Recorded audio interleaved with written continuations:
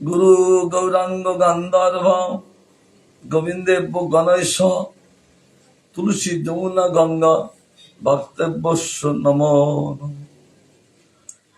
সংসার সিন্ধু তর হৃদয় যদি সে সংকীর্তন মিত রসে তমত মনোচ্ছেদ প্রেমম বিদোহ বিরণে যদি চিত্তবৃত্তিস চৈতন্য চন্দ্র তরণে স্বর্ণং প্রদাতু কৃষ্ণায় গোপীনাথায় মদন মোহনায় মদিশা প্রাণনাথায় গোবিন্দায় নমো নমঃ।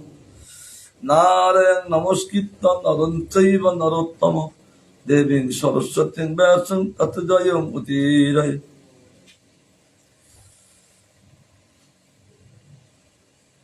আমাদের আস্বাদন চলছেন প্রবোধানন্দ সরস্বতী পাদ। তিনি বলছেন সকলে নিমন্ত্রণ করছে, বলছে তোমরা যদি সংসার সমুদ্র থেকে উঠতে চাও, কৃষ্ণ প্রেম সাগরে যদি মজে থাকতে চাও, আর নাম সংকীর্তনে মজে থাকতে চাও, আর কৃষ্ণ প্রেম সাগরে যদি সাঁতার কাটতে ইচ্ছা করো, আমি নবদ্বীপে চলে আসো। দেখতে পাচ্ছেন, নবদ্বীপে চলে আসো। নবদ্বীপে আসলে তিনটি কার্য সিদ্ধ হবে। বহু সুন্দর আগে তার সংসার সমুদ্র থেকে তুলে নেবে, দিয়ে নাম সংকীর্তনে মজিয়ে দেবেন। মজিয়ে দেবেন বলতো রসালো করাবে। আমরা বৃন্দাবনে আচার করতাম, সেটা যতটুকু মশলা লাগে সব পরিমাণ দিতাম। তারপর মজবি কিসে? তেলে।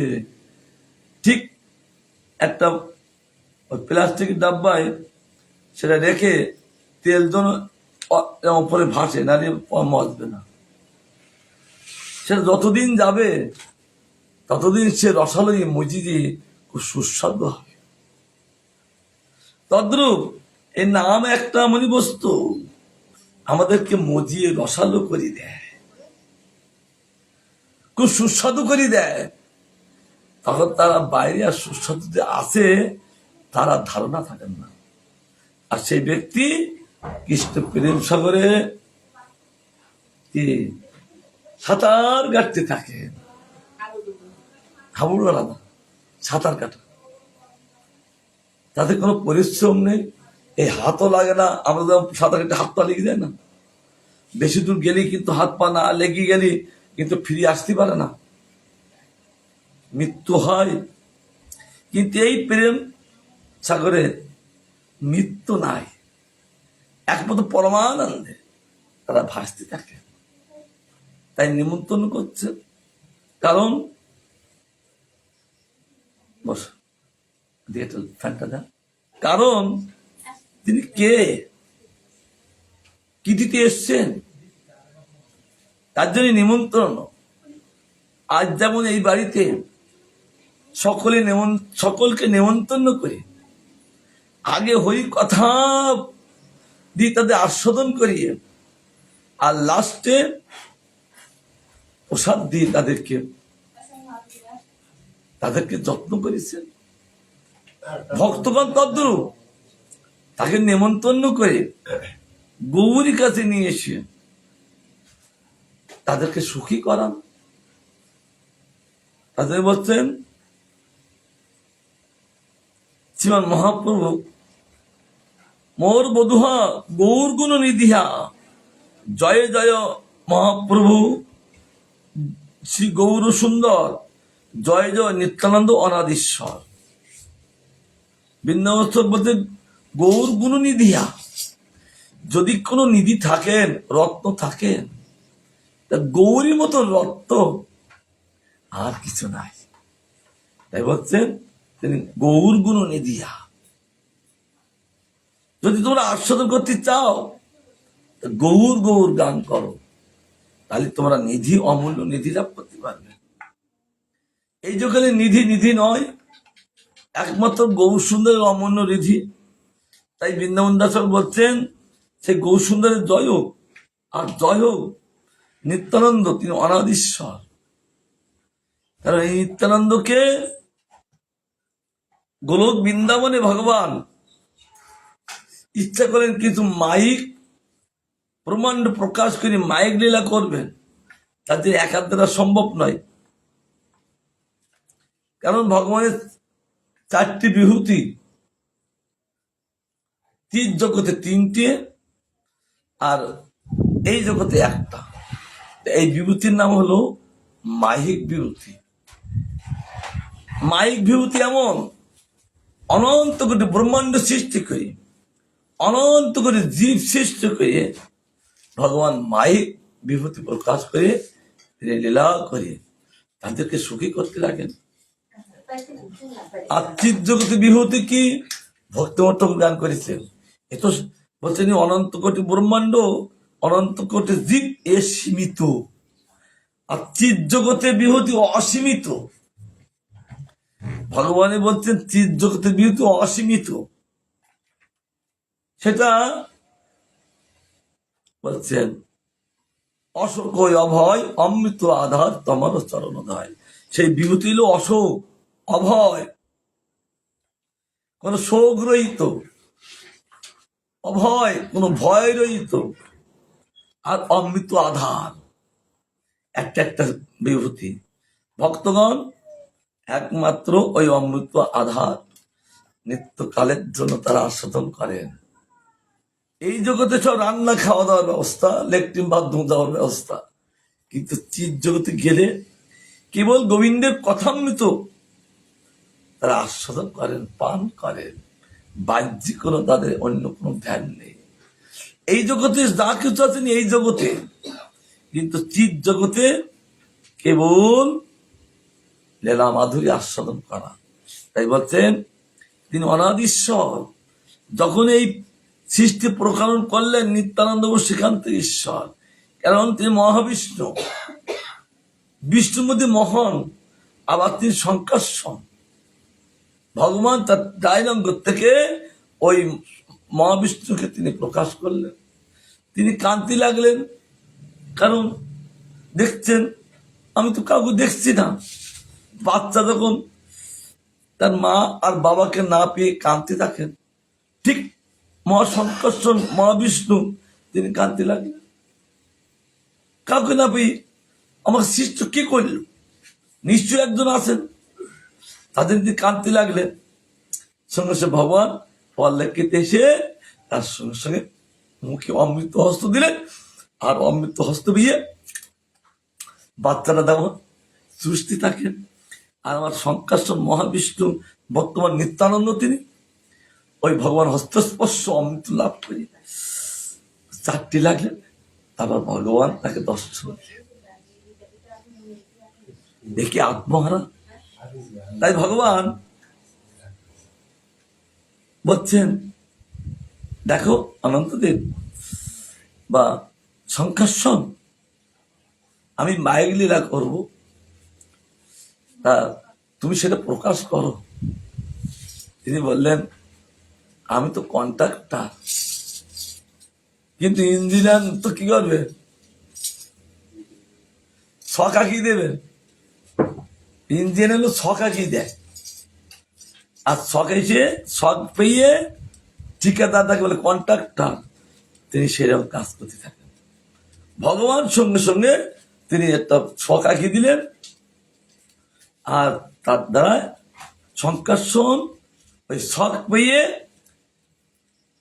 অনন্ত কোটি ব্রহ্মাণ্ড সৃষ্টি করেছেন। অনন্ত কোটি জীবজাতিকে তিনি প্রকাশ করলে সব অনন্ত শঙ্কর্ষণ থেকে। গোলক বৃন্দাবনের মহত্ব গোলক লীলায় বলছেন অনন্ত কোটি ব্রহ্মাণ্ড, অনন্ত কোটি জীব। আবার তাদেরকে রক্ষণাবেক্ষণ করতে গেলে তো লোকের প্রয়োজন, তার জন্য ভগবান আবার অসংখ্য অবতার করলেন। সেই সব অসংখ্য ব্রহ্মাণ্ড তো অনন্ত করে ব্রহ্মাণ্ড, এই জন্য ভগবানের অসংখ্য অবতার করতে যে সেই সব ব্রহ্মাণ্ড প্রকাশ করে পালন করতে থাকে। স্বয়ং ভগবান কিন্তু আসেন না, অবতার রূপে আসেন। কারণ স্বয়ং ভগবান কখনো প্রেম দেয় না, একমাত্র এই না অবতার কোনো প্রেম দেয় না, স্বয়ং ভগবান একমাত্র প্রেম দেয়। তারপরে তিনি প্রত্যেক ব্রহ্মাণ্ডে, অনন্ত কোটি ব্রহ্মাণ্ডে অনন্ত কোটি বৈকুণ্ঠ আছে, এগুলো বলতে ভ্রম বৈকুণ্ঠ। আবার অনন্ত কোটি ব্রহ্মাণ্ডে অনন্ত কোটি বৃন্দাবন, ভ্রম বৃন্দাবন আছে। আমাদের যে বৃন্দাবন তো ভ্রম বৃন্দাবন, আর আদি বৃন্দাবন এও আদি, আর কিন্তু গোলক বৃন্দাবন। ওই লীলা করে সেই সব জীব জাতিকে তিনি সুখী করেন, আনন্দ দিয়ে সুখী করেন। কারণ জীব জাতিকে সৃষ্টি করেছেন, কিন্তু সবসময় যদি শোক সাগর থাকেন তা কিন্তু বাঁচবেন কদিন। তাই ভগবান ওই ব্রহ্মাণ্ড সৃষ্টি করে, আর ব্রহ্মাণ্ড মধ্যে তিনি বৃন্দাবন প্রকাশ করে তিনি তখন ওই লীলা করতে থাকেন। যেহেতু ভগবান লীলা পুরুষোত্তম, তিনি শুধু লীলাই করেন। আর যত যা কার্য করছেন জগতের সব ওই অবতারগণ।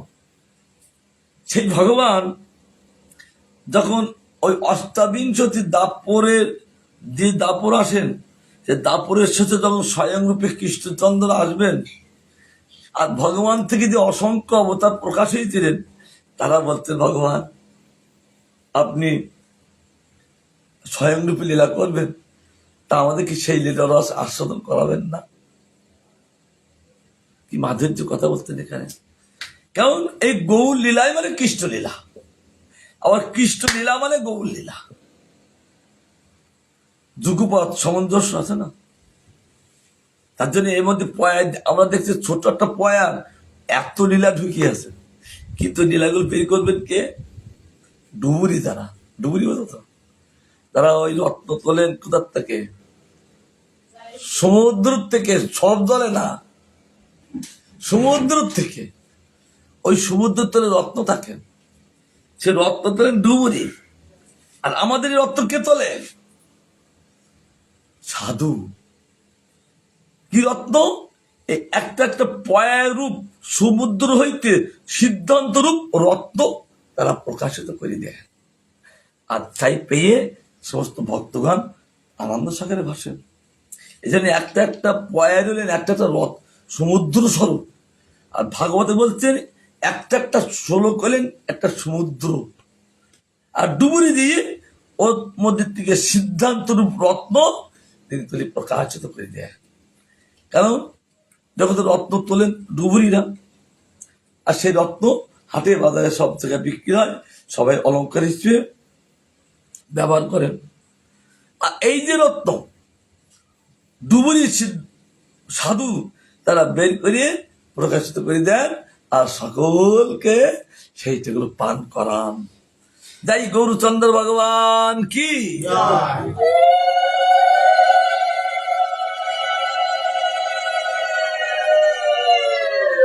এই জন্য এই বসে বসে আস্বাদন করতে গোবিন্দের কথা, মধুময় কথা। আজ দুপুরবেলা এই বিষয় বলছিলাম, আমাকে বলছেন আপনি পাঠ শেষ করলেন কেন? আমাকে বলছেন বলছেন আপনি সন্ধিবন্ত পাঠ করুন, ওইটা আমরা প্রসাদ পাবো না। যাই হোক, শোনো, জগতে থাকতে গেলে মানতে সমাজ, আর মুসলমানের টাইম পড়লে পরে নামাজ। আর জগতে মানতে গেলে থাকতে গেলে মানতে সমাজ, থাকা যায় না। এই জন্য সমাজ মানতে হয় না, আবার কে কখন ক্যাক করি ব্যাক করে চলে যাবে।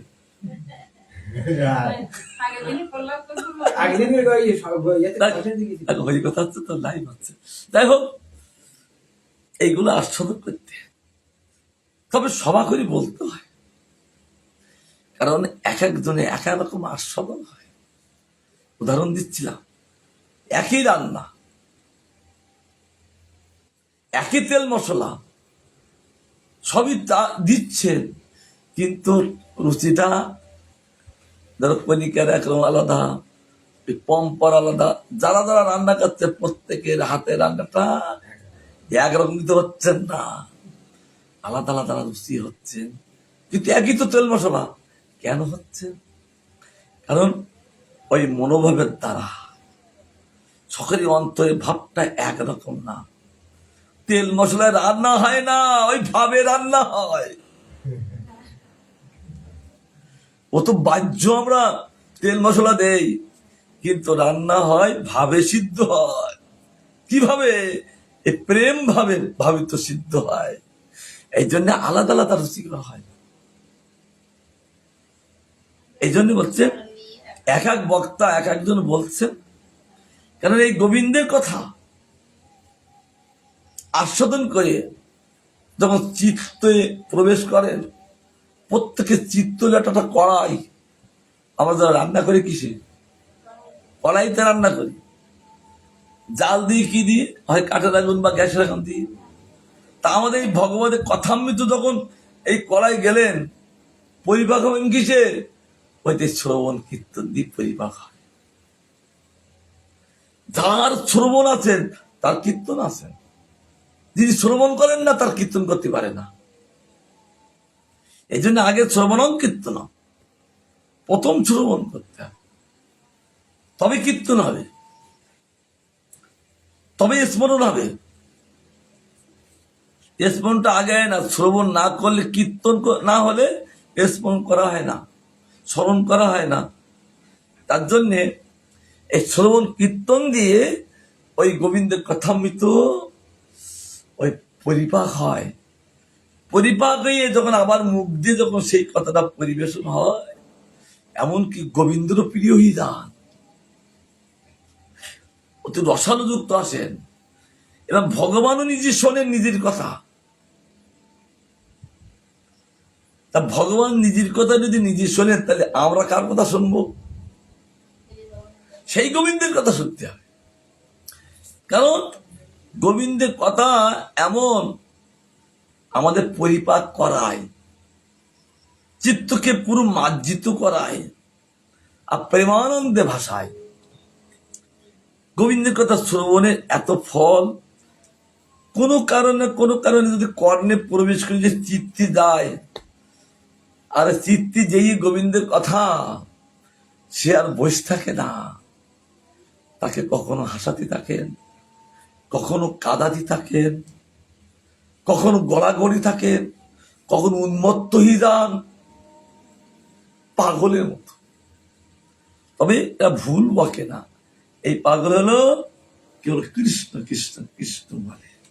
কারণ সেখানে রূপ দেখছেন তো গোবিন্দের, আর দু রূপ দেখে তারা আর বর্ণনা করতে পারেন না। গোবিন্দের যখন রূপ দেখেন, গোবিন্দ বলছে তুমি দেখো দেখো, আর দ্বিতীয় কাউকে বলবেন না, তাদের গোবিন্দ তার বাক্য বন্ধ করে দেয়। কিন্তু বাক্য বন্ধ করলে কি হয়? যারা বোবা, তাদের যদি মুখে ভালো জিনিস পড়ে, তারা কি করে? খুব ভালো হয়েছে বলে না, তারা বলে। তার কারণটা কি? শ্রীমতী রাধারানী তিনি প্রতিদিন 5 প্রকার বড়া আর একটা লাড্ডু, লাড্ডুর নাম মনোহর লাড্ডু। আর 5 প্রকার বড়া হলো, এটা শ্রীকৃষ্ণ ভবামৃত গ্রন্থে বিশ্বনাথ চক্রবর্তী ঠাকুর তিনি তিনি সিদ্ধান্ত দিয়েছেন। অমৃত কেলি, কর্পূর কেলি, পীযুষ গ্রন্থি, অনঙ্গ গুটি আর বিলাস সেতু। কটা হলো? নামগুলো রাধারানী নিজেই মোড়া করতে পারেন নিজে হাতে।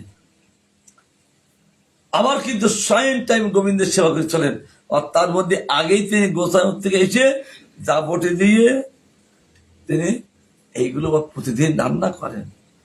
5 প্রকার বড়া, একটা লাড্ডু, লাড্ডুর নাম মনোহর লাড্ডু।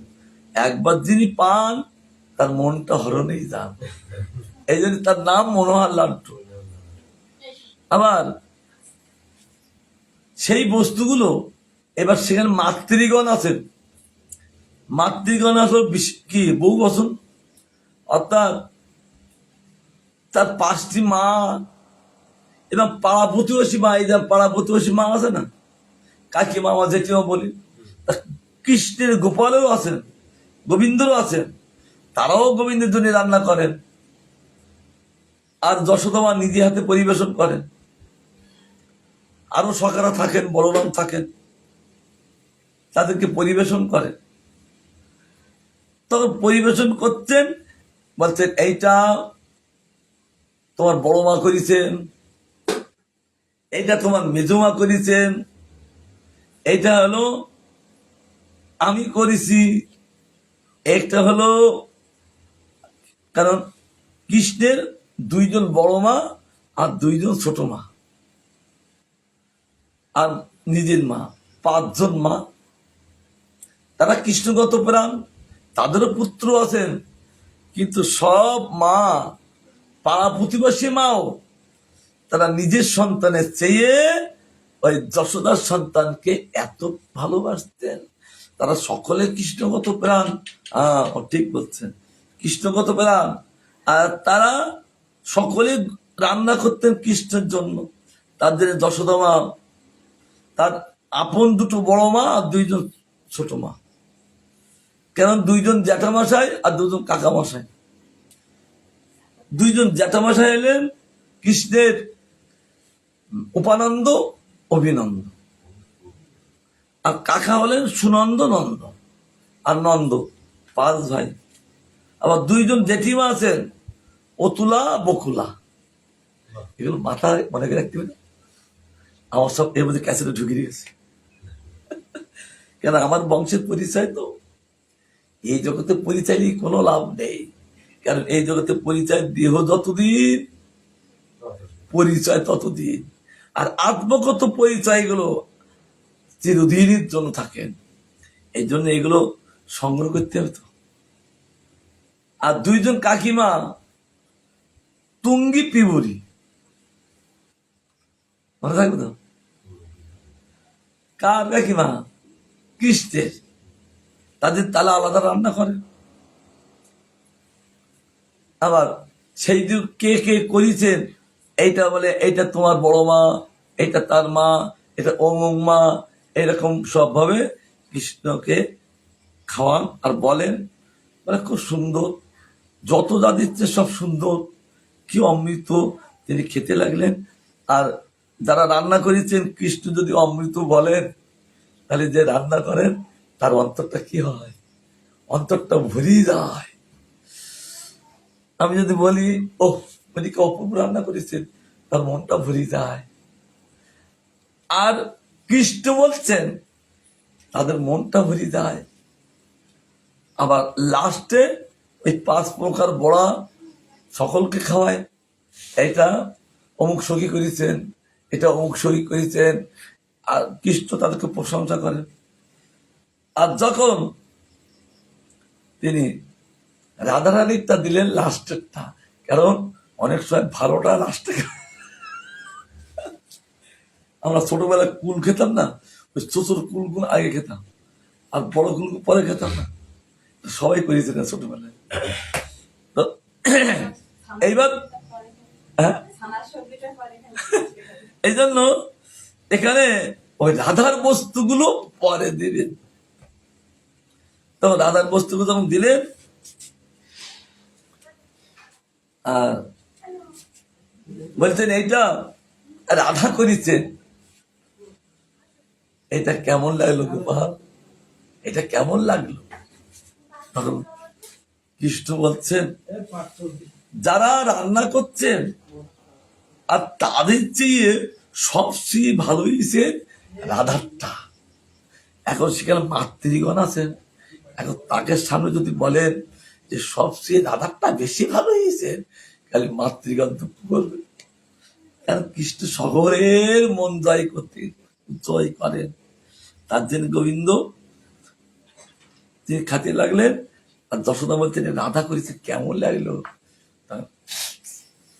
তার মানে কি তিতু লেগেছে।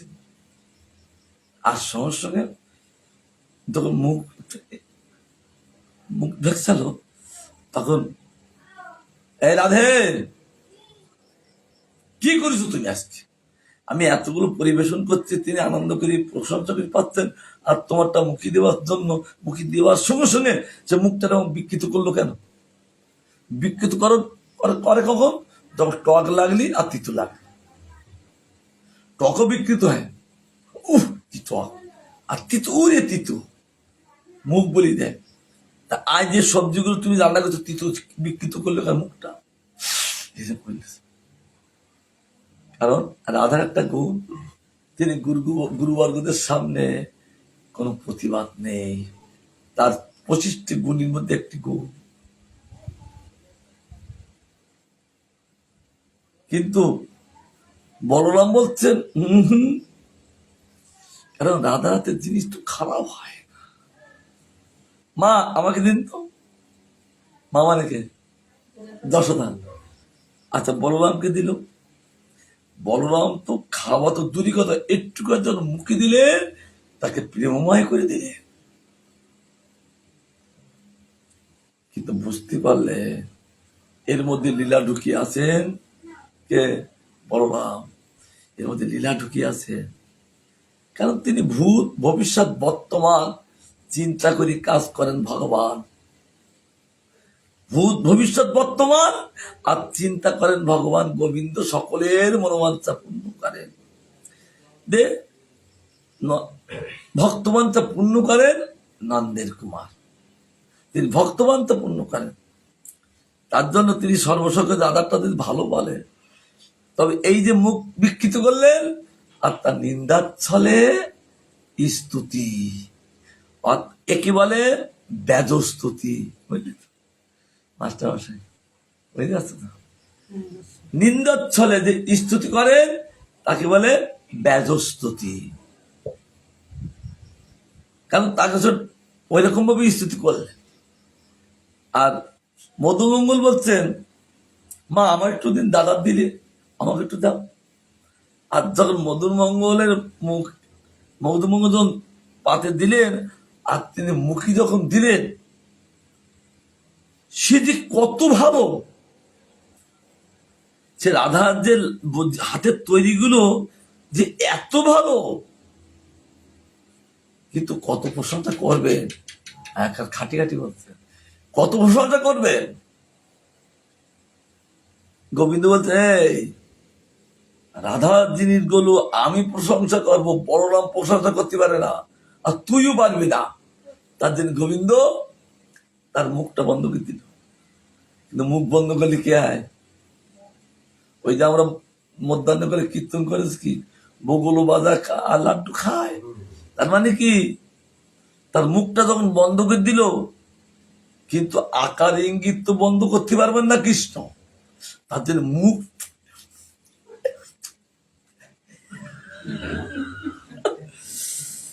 কারণ বগল বাজাতে লাগলেন, আর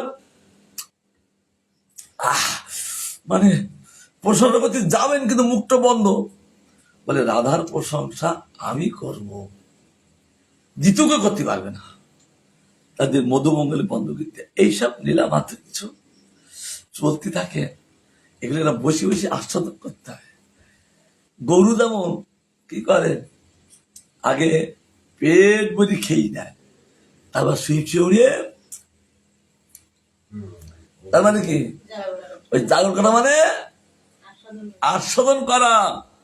এইরকম এখনই বসে বসে শুনে নিয়ে পরে এইগুলো আস্বাদন করতে হয়, জাগর কাটতে হয়, অর্থাৎ মনন করতে হয়। আর মনন করলে কি হয়? আস্বাদনটা ভালো হয়। এই জন্য এখন শুনে ওই যখন যাবো আমরা ঘরে, তখন এইগুলো মনন চলবেন, মন চিন্তা করবেন, তখন আস্বাদনটা এত মধুর মধুর লাগে। যারা পান করেন তারা বলতে পারেন। তাই বলছেন, জয় জয় নিত্যানন্দ অনাদিশ্বর, তিনি সর্বকালের জন্য তিনি ঈশ্বর। আর সেই সব অবতার গুলো যে গোবিন্দের থেকে প্রকাশ হয়েছিল, অসংখ্য অবতার, আর সঙ্গে সঙ্গে সেই অবতার গুলো এক এক করে গোবিন্দের অঙ্গে আসতে লাগলেন। আর গোবিন্দ তখন দাপুর যুগে এসে সেই অবতারগণকে সে লীলারস মাধুরী পান করতে লাগলেন। কত বছর? তাদেরকে 11 বছর লীলারস মাধুরী পান করে এসেছিলেন। এবার বাসুদেব ভগবান তিনি বলছেন, তাহলে আমি কি ওই লীলার আস্বাদন করবো না? আমিও করব, কারণ তিনি গোকুলে আবির্ভূত হয়ে গেছেন, আমিও করব। তার জন্য তিনি ভূমিষ্ঠ হওয়ার সঙ্গে সঙ্গে ভাদ্র মাসে আর আদেশ করলেন, তিনি মধ্যরাত্রেই আবির্ভূত এই মথুরায়।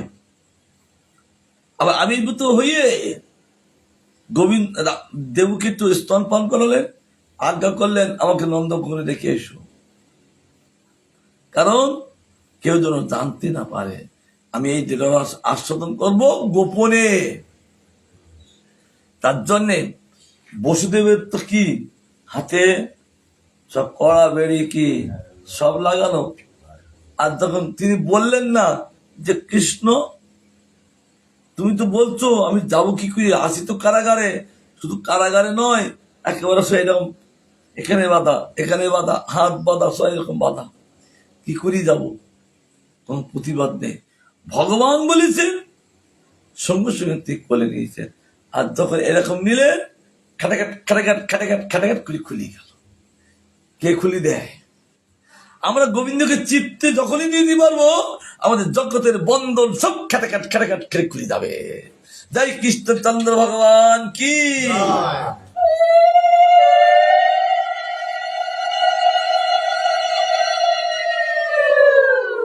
যখনই আমরা কৃষ্ণকে যখন আমরা নিতে পারবো চিত্তে করিয়ে, আর জীবের আর কোনোদিন বন্ধন দশা থাকবে না।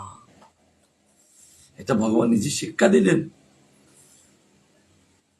তিনিও এই বাসুদেব ভগবান, তিনি ওই স্বয়ং ভগবানের অঙ্গে থেকে তিনি স্বয়ং ভগবানের ওই লীলারস আস্বাদন করেছিলেন। কিন্তু এদিক তো কংসের দৌরাত্ম খুব বেরিয়ে গেলেন।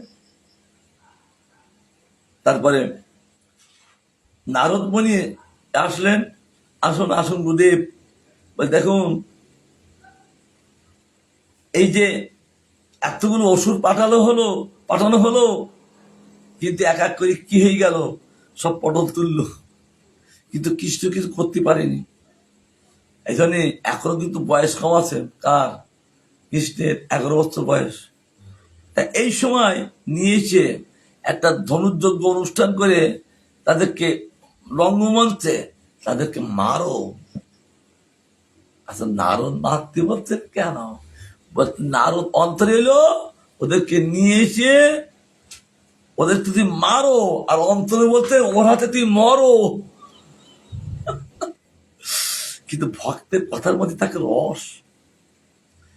তার জন্য ওই 11 বছর পরে যিনি গিয়েছিলেন কে মথুরার থেকে, আবার তিনি ওই মথুরায় চলে এসেছিলেন। অক্ষর আনতে গিয়েছিলেন। তার জন্য নীলামাদিত্য তিনি আশ্রম করছেন। হেন মধ্যে প্রভু শ্রীধরের বর দিয়া নাড়া বলে মস্তক ঝুলিয়া। বহু সুন্দর স্বয়ং রূপ প্রকাশ করে তিনি সকলকে বর দান করতে লাগলেন। শ্রীধরকে বর দিলেন, দেখে নিয়ে দাও শ্রীধরকে, কারণ আমি তাকে বর দিব, কারণ সে আমার জন্য অনেক কিছু সংগ্রহ করেছে, ধন। অর্থাৎ যিনি আমার ধন লাভ করেন, তাহলে আমি তাকে দর্শন দিকে আরো ধনী করব। এই জন্য যিনি যত কৃষ্ণ ধন লাভ করেছেন, আর গোবিন্দ তাকে দর্শন দেওয়ার জন্য লালায়িত, তাকে দর্শন না দিলে নয়। আমাদের তো ধন লাভ করতে পারছেন, আমাদের কাছে আসছেন না, কিন্তু যখনই লাভ হবে, ধন লাভ করতে পারবেন, তখন গৌর সুন্দর তিনি দর্শন দেবেন কৃষ্ণ স্বরূপে। এবার বলতে লাগলেন নাড়া বলতে গঙ্গা জল আর তুলসী দিয়া যিনি আরাধনা করেছিলেন অদ্বৈত, আর ভগবান ছিলেন সিংহাসনে গোলকে, আর তার সিংহাসনটা নাড়িয়ে দিয়েছিলেন তপস্যার দ্বারা।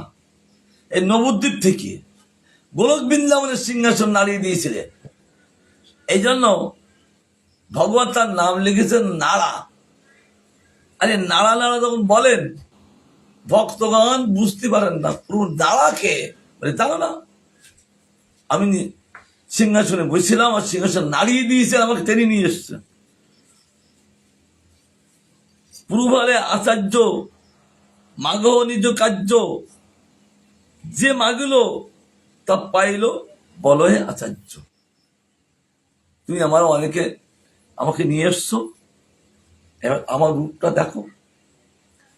তিনি তখন ওই রূপ দেখতে লাগলেন। হুঙ্কার করায়ে জগন্নাথের নন্দন, হেন শক্তি নাই কারো বলিতে বসন। তিনি এমন ভাবে হুঙ্কার করলেন, এত তার আওয়াজ আর তার শক্তি, কারণ সেই ভাষা দিয়ে বলতে পারেন না, এত শক্তি। মহাপ্রকাশে প্রভু বিশ্বম্বর রায়, গদাধর যোগায় তাম্বুল প্রভু খায়। মহাপ্রকাশ করলেন সেবাসঙ্গ, বদান প্রসঙ্গ করতে লাগলেন।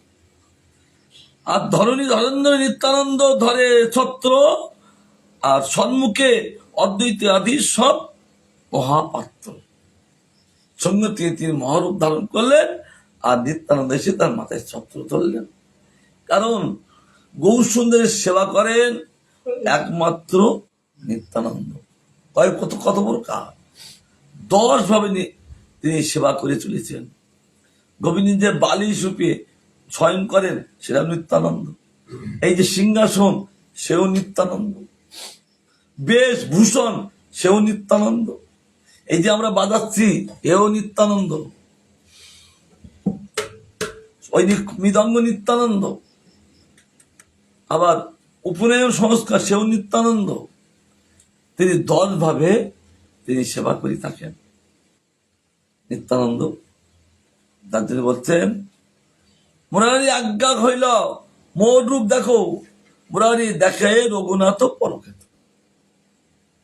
মুরারি গুপ্ত আছেন, কারণ তুমি অনেক যজ্ঞ করেছ আমার রূপ দেখা, তুমি আমার রূপ দেখো। বহু সুন্দর সঙ্গে তার কাছে না রাম রূপ দর্শন দিলেন। কারণ তিনি তো সবই তো, তিনি অনন্ত অবতার তিনি প্রকাশ করেছেন, সব তিনি। ভগবান নিজের রূপ তাকে দেখালেন, আর সে দেখছেন আমার রাম, গৌর সুন্দর রাম রূপ তাকে শুরু করলেন। কারণ তাকে কৃষ্ণভক্ত করার জন্য মহাপ্রভু অনেক বলেছিলেন, কিন্তু সে বলছেন আমি রামের মাথায় বেশি দিয়েছি, মাথাটা আমি তুলতে পারছি না। মহাপ্রভু বলছে, ঠিক আছে, তোমার ইষ্টনিষ্ঠা আমি দেখে খুব সন্তুষ্ট হয়েছি, তুমি রাম ভজনই করো। তার জন্য তাকে দেখলো, তুমি যে রাম ভজন করো, আর সে রাম ভজনটা কে একবার আমাকে দেখো। সঙ্গে সে মহাপ্রভু রাম হলেন কি দুর্বাদল শ্যাম, দেখে সেই বিশ্বম্বর, বিরাসনে বসে আছেন মদনোত্তর। দুর্বাদল শ্যাম, কি অপূর্ব রূপ তার, পুরো রাম তিনি। কে এই বিশ্বম্বর, বিরাসনে তিনি তেজ করে বসে আছেন। আর দেখতেন হাতে মধনুদ্ধর, সঙ্গে সঙ্গে ধনু নিয়ে বসে আছেন। তারপর বলছেন, জানকী লক্ষণ দেখে বামেতে দক্ষিণে। আবার জানকী কে? হ্যাঁ, বাহ, সবাই জানে তো। কারণ তিনি জনক মহারাজের কন্যা বলে তার নাম জানকী। বাবার নাম জনক, এই জন্য তার নাম ছিল জানকী। এই জন্য সঙ্গে সঙ্গে দেখলেন সেবা কেবল রাম নয়, সঙ্গে সঙ্গে তার লক্ষ্মণকে দেখলেন, আর কাকে দেখলেন? জানকীকে দেখলেন।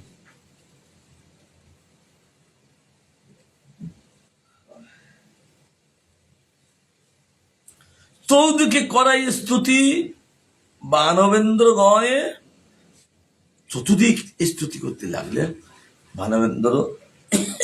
কারণ রামচন্দ্র তিনি ভগবান, এই বানরদের সহায়তা করলেন কেন?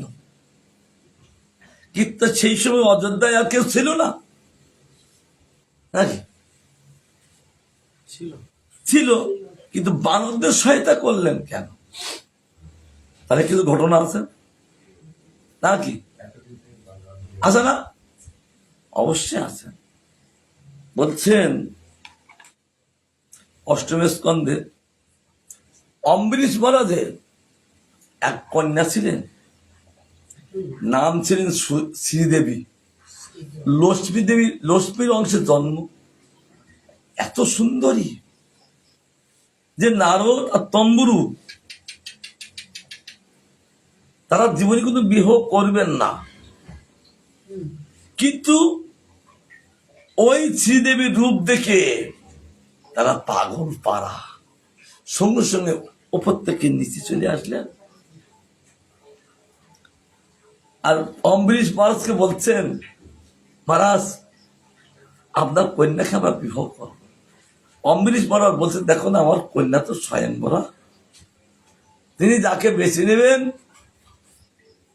সে তার বর হবে। এখন নারদমণি খুব সুন্দর, আবার তম্বুরও খুব সুন্দর, দুই ঋষি একসঙ্গে থাকেন। তার চিন্তা করছেন, নারদ বলছে যদি তম্বুর গলায় যদি মালা দেয় তাহলে আমি পাবো না। তম্বুর চিন্তা করছেন এই শ্রীদেবীর নারদের গলায় মালা দেয় তাহলে আমি পাবো না। তারা দুইজনে চলে গেলেন দ্বারকায়। দ্বারকায় ভগবান আছে সুধম সবাই, আর এদের দুজনকে দেখে কুহাস্য করতে, আসুন আসুন মনিবার, আসো আসো। বলে না, আমার একটা গোপনের কথা। কি বলছে? এই নারদ আর তম্বুর যে গোপনের কথা কি? আচ্ছা, এখানে যারা আছেন সব সর্বসমক্ষে আমারই লোক, এখানে বলো না, গোপন কথা বলা যাবে না। তাদের ভগবানকে ডেকে একটু সাইডে এসে বলে, দেখুন এই নারদ বলছেন এই তম্বুরকে গোলামুখ বানন করে দাও। ভগবান বলছে তথাস্তু। এমন সময় নারদের অন্তর ইচ্ছা, এইবার আমি শ্রীদেবীকে বিবাহ করবো, এ চলে গেল। এমন সময় এসছে তম্বুরু, সেও বলছে ভগবান নমস্কার, তাকে ভগবানকে সম্মান করলেন। তা ভগবান, আমার একটা গোপনের কথা আছে। বলে তুই বলো না, গোপনে বলতে সর্বসবকে বলা যাবে না। তখন তিনি গোপনে এসে বলছেন, এই নারদকে একটা বুড়ো বানর করে দাও, পাশাটা লাল, মুখটা তেমড়িয়ে গেছে, এই একটা বানর করে দাও বলে চলে গেলেন। যথাসময় তারা দুইজনে যাচ্ছেন, তিনি শ্রীদেবী যদি মালা দেয় আমার গলায় মালা দেবে, আর না তম্বুর বলছেন যদি শ্রীদেবী মালা দেয় আমার গলায় কেন অতি সুন্দর। কিন্তু তারা নিজের নিজের ভগবানের কাছে বচ্চেই নিয়েছেন, তারা বুঝতে পারেনি। তম্বুর চেয়ে নিয়েছেন, তার নারদ জানে না, আর নারদ চেয়ে তম্বুর জানে না। তা জানেন কি ভগবান? এবার স্বয়ংবর সভা হলেন। স্বয়ংবর সভা যথাসময় তারা বরেরা বসে আছেন, শ্রীদেবীর হাতে পদ্মমালা দিলেন, যাও মা তোমার ইচ্ছা মতন তোমার স্বামীকে বেছে নাও। আর তিনি এসে দেখছেন একটা গোলামুখ বানর, দেখতে ভালো না, আর একটা হলো তার পাশা লাল, এইরকম করছে, বুড়ো হলে কি। হ্যাঁ, ভগবান এ কি আমার পরীক্ষা করছে? মালা হাতে দাঁড়িয়ে আছে, আর এরা কিন্তু কে দেখছে? ওই শ্রীদেবী দেখছেন, কিন্তু তারা দুজন দুই রকম বানর, কিন্তু বাবা কিন্তু দেখছেন না। বাবা, মা মালা দাও, তোমার উপযুক্ত একটা স্বামীকে বেছে নাও। তিনি বলছেন, বাবা আপনি আমাকে একটা বুড়ো বানর, একটা গোলাম বানরের মুখে মালা দিতে বলছেন? কি বলছো তুমি? আমি ঠিক বলছি বাবা। এমত অবস্থায় তিনি গোবিন্দকে ডাকলেন, আর গোবিন্দ সঙ্গে সঙ্গে দ্বারকাঘাট থেকে চলে এসে ওই তো দুইজনের সামনে এসে শ্রীদেবীকে নিয়ে দ্বারকায় চলে গিয়েছিলেন। আর তারা বলছে কি ব্যাপার, কোথায় গেলেন, কোথায় কোথায় শ্রীদেবী কোথায় গেলেন? তারপরে তারা সর্বজ্ঞ জানতে পারলেন যে আজ আমাদের বস্তু ভগবান হরণ করে নিয়েছেন, দাঁড়াও। তারাও আগের আগে দ্বারকায় গেলেন, যে বলছে ভগবান এবার একটা অন্যায় কাজ করলেন কেন? কে বলছেন? তম্বুরু। যে এরকম অন্যায় কাজ করলেন কেন, ও তো আমাদের ভোগ্য বস্তু। ভগবান বলছেন আমি কি করব, শরণাগতকে রক্ষা করা একমাত্র আমার ধর্ম, তিনি আমার শরণাগত, তার যে তার ধর্মটা আমি রক্ষা করেছি। ঠিক আছে ভগবান, তাহলে আমাদের ভোগ নিলেন কেন? ওই দেখো তোমরা যেমন করো আমরা পেলাম না কেন?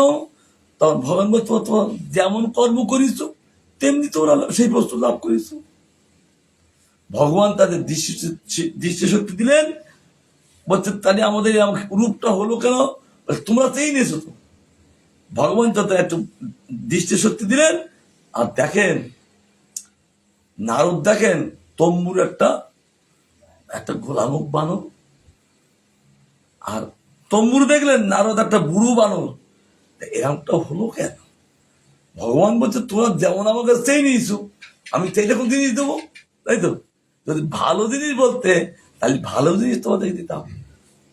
তিনি বললেন তবে ভগবান আমি বলছি এই আপনার স্ত্রী একদিন না একদিন হরণ হবে, আর আমরা তখন বানর রূপে আমরা রক্ষা করব। ভগবান বললেন তথাস্তু।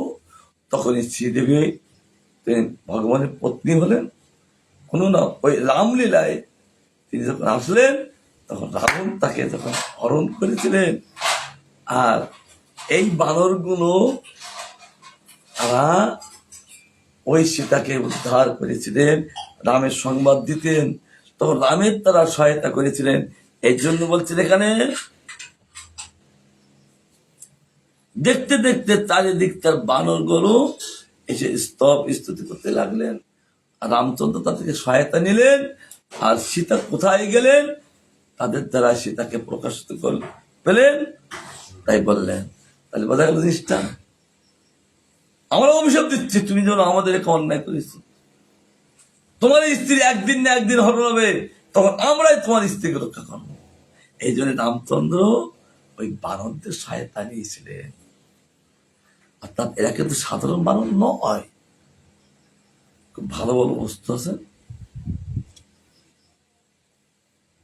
আপন প্রকৃতি বাসে যে হেন বানর অসখের দেখিয়া মূর্ছা পাইল বৈদ্যবর, সেই তারা তখন স্থির করতে লাগলেন। সখের একবার, সখের সাথে একবার তখন সেই রূপ দেখলেন, সঙ্গে সঙ্গে আমাদের মুরারিদত্ত একদম মূর্ছিত হয়ে গেলেন, আর দেখতে পেলেন না সেই রূপ দর্শন করে। আর কি করলেন? চৈতন্যের ফান্দে গুপ্ত মুরারি রহিলা। কারণ জীব মাত্রে আমরা কিন্তু ভগবানের ফান্দে আছি, বুঝতে পারি না। কিন্তু এখন কার ফান্দে? মায়ার ফান্দে। দেখবেন যারা এই বকটা ধরে দেখেছ, আর যারা হরিণ ট্রেনে ধরতে ফান পাতে, তাই না? তারা ফান পাতে, তার জন্যে ওই ধরার জন্য।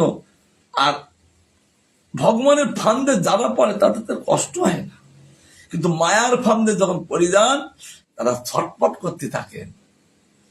এই বলছেন ডাকি বলে বিশ্বম্বর, আরে রে বানররা পাশরিলি তোরে পড়াইল সীতা চূড়া। সঙ্গে সঙ্গে তিনি স্বয়ং ভগবান রূপে বরদান করে বানর দেব, রে বানররা তো সে লঙ্কায় দিয়ে পড়াইলি, সীতাকে উদ্ধার করেছিলেন, মনে আছে তোদের? রাম রূপে যখন তাদের বলতে লাগলেন, সঙ্গে সঙ্গে মুরারিগুপ্ত মূর্ছিত, তিনি মূর্ছিত অবস্থান করেন। তুই তার পুরি পুরি কইলি বংশ ক্ষয়, সেই পূর্ব আমি তোরে দিল পরিচয়। তুই সেই সমস্ত আগুন লাগিয়ে সেই লঙ্কাটাকে তুই ক্ষয় করেছিলি, দেখ আমি সেই পূর্ব, আমি তো পরিচয় দিলাম। কারণ রাবণকে হনুমানকে ধরে কি করেছিলেন, ওই রাবণের লোক তার কি দিয়েছিলেন, লেজে আগুন ধরিয়ে দিয়েছিলেন।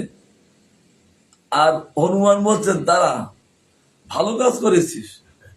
আর লঙ্কায় যত ঘর ছিল, আর এই সমস্ত ঘরে ঘরে বসে আগুন লাগিয়ে তুই আগুন দিয়েছিস, তোর বংশ পুড়িয়ে দেব।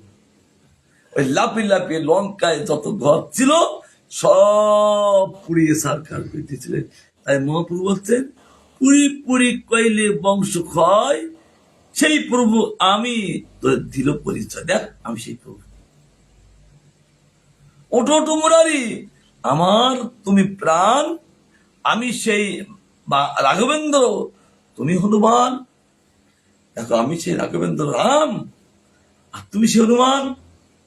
তাকে তুললেন, আবার তিনি স্তবস্ততি করলেন, বরদান করছে।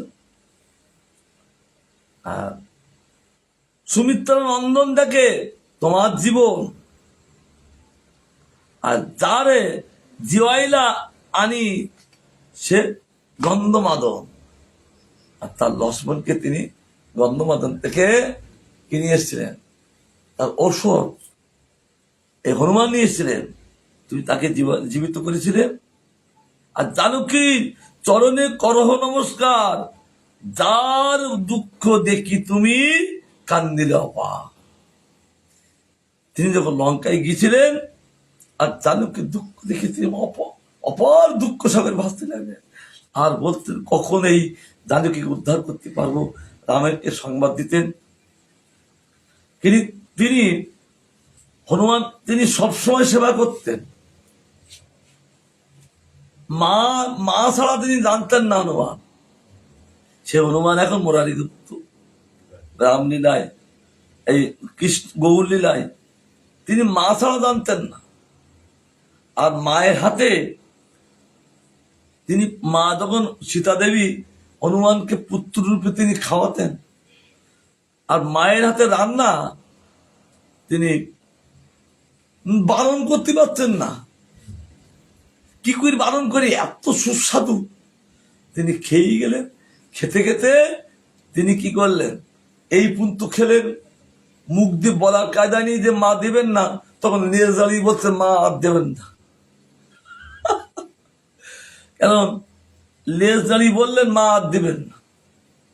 কিরকম ভাবে তিনি খেলেন যে মার হাতে প্রসাদ কি করি মানা করি, আর ভাগ্যে পেয়ে গেছি। একদিন বলছেন মা, হনুমান বলছেন মা তোমার এই কপালে ওটা কি, মানে সিঁদুর। সিঁদুর কি করে, শীতের সিঁদুর স্বামীর মাঙ্গল্য বিধান করেন। এই জন্য সিঁদুরটা মাঙ্গল্য বিধান করেন। রামের সুখের জন্য আমি সিঁদুর পরি, তিনি সুখী হন। আর তিনি কি করলেন, ওই সীতা দেবীর সিঁদুর ছিল, হ্যাঁ সীতা দেবীর সিঁদুর ছিল, ওইলে হরিবল হইল, মাথা নিচে হচ্ছে কেন? সীতা দেবীর ভোল্টেজ কমে যাচ্ছে আসতে দেখছি, এত যত কথা বলছি। আর তিনি ঘরে যেমন মায়েদের সিঁদুর থাকে না, সীতা দেবীর সিঁদুর ছিল ঘরে। আর সে সিঁদুর হনুমান তিনি সব অঙ্গে মাখালেন। সীতা দেবী বলছে সে কি তুমি একই করলে হনুমান? বলে মা তুমি বললে না এটা তোমার রামের সুখের জন্য, আর আমি গাই মানেছি তো রাম সুখী হবে। বলে দেখো হনুমান, এটা তো শীতের সিঁদুর থাকে সমস্ত গায়ে অঙ্গে না, এই জন্য হনুমান পরবর্তীতে ওই সিঁদুর হনুমান, এটা এদেশে দেখা থাকে তাই না, এটা উত্তরপ্রদেশে খুব দেখা যায়, তাই না? হ্যাঁ আছেন, কিন্তু সমস্ত অঙ্গে তার ওই সিঁদুর আছে, একমাত্র উত্তরপ্রদেশে ওই হনুমান করেন। তাই বলছেন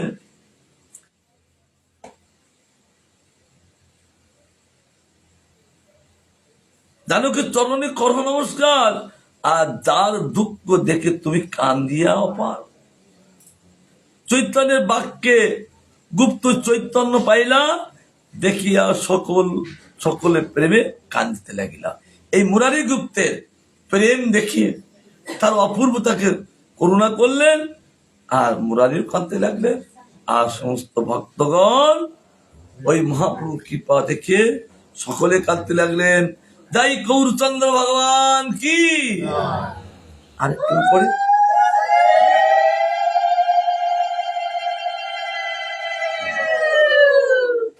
সেই রূপ দেখালেন। পুনরপি মুরারির বলে বিশ্বম্বর, যে তোমার অভিমত মাগিল বর। কারণ তোমার প্রতি প্রসন্ন হয়েছি, কারণ তুমি আমার কাছ থেকে বর মেগি নাও, আমি প্রসন্ন হলে সব দেই। মুরারি বলে, প্রভু আর নাই চাই, হেন কর প্রভু যেন তোর গুণ গায়। এ প্রভু আর তুমি আমাকে এড়াতে পারবে না, আমি এখন সর্বসমক্ষে যে রূপ দিয়ে গেলাম, তুমি আবার অনেক এরকম এড়াইছো, আর পারবেন না। তবে হেন করো প্রভু যেন আমি তোমার গুণগান গাইতে থাকি পারি। যেতে ঠাই প্রভু কোনো জন্ম নাই মোর, তথায় তথায় যেন স্তুতি হয় তোর। তোর শব্দ অত তোমার, যদি তোমার বলে শব্দ বেশি যায় তার ছন্দ মেলবে না, তার জন্য তোমার। কারণ প্রভু আমার ইচ্ছা যখন আপনি যেখানে যেখানে লীলা করবেন, আর তথায় তথায় যেন আমার জন্ম হয়, আর আমি এই স্মৃতি থাকে, আমি যখন সেই সব লীলা করে আপনাকে সুখী করতে পারি। এই আমাকে বর দিন। জন্ম জন্ম তোমার যে সব প্রভু দাস, তার সবার সঙ্গে যেন হয় মোর বাস।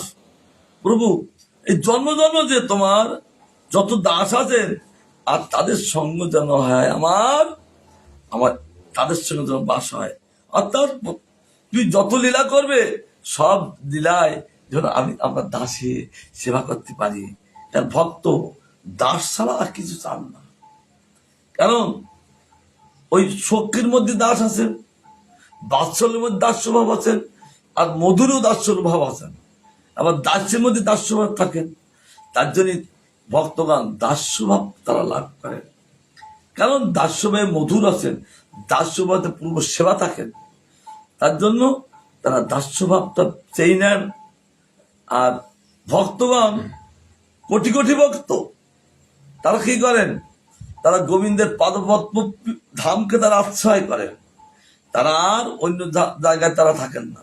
কারণ তারা পাদপদ্মের যে মধু তারা আস্বাদন করেন। এই জন্য ভগবান কোটি কোটি ভক্তকে পাদপদ্মে সেবা দিয়ে তাদের চিরদিনই সুখী করেন।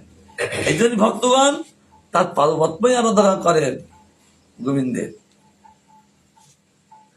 তারপর বললেন, তুমি প্রভু আমি দাস, ইহা নাই যথা, হেন সত্য কর প্রভু না ফেলিও তথা।